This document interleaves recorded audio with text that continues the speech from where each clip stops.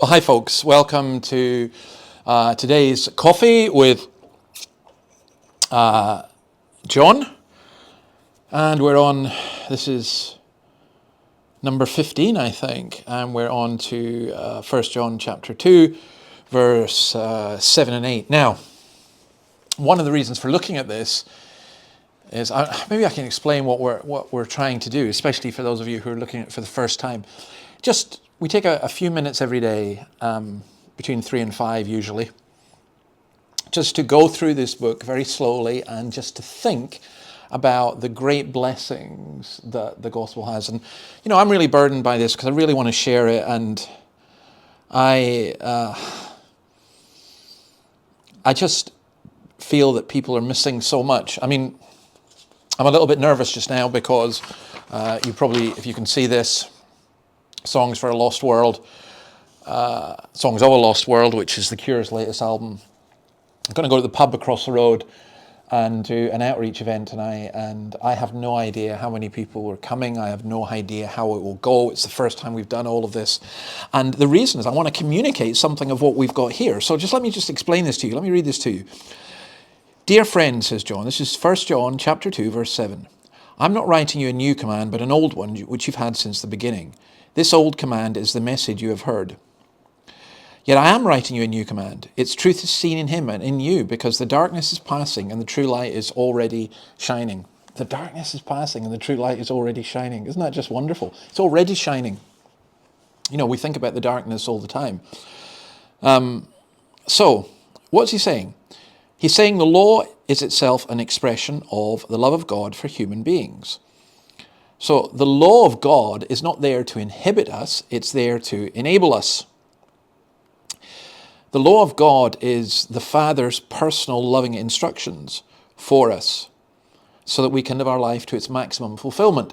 As on the Sunday Catechism, which I've been doing every Sunday, going through the Ten Commandments, it's just astounded me how relevant and how important it really is. So when Jesus speaks of an old command, so the Torah, the Testament law, was love your neighbor as yourself. When John speaks of an old command which you've had since the beginning, he's probably talking about this instruction they had, because Jesus taught this, didn't he? He said the entire law is fulfilled in keeping this one command, love your neighbor as yourself. So John's saying this is nothing new, right? That's the purpose of the law is love. Yet Jesus, in John 13:34, did call it a new commandment. And John seems to be remembering that in verse 8. I am writing you a new command. Because, why is it new?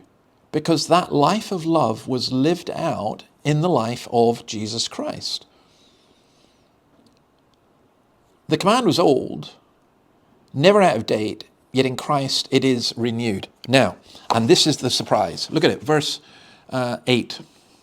The truth is seen in him. Right, the truth is seen in Christ. We would expect that as Christians. And then he says this, and in you. And it's seen in you. Now that's astonishing. So what does that mean? It means that as Jesus is the light, so as we begin to follow him, he reflects his light in us. We are to receive and to reflect that light, and it means that the darkness is passing away. It means wherever a Christian is, this little light of mine, I'm going to let it shine.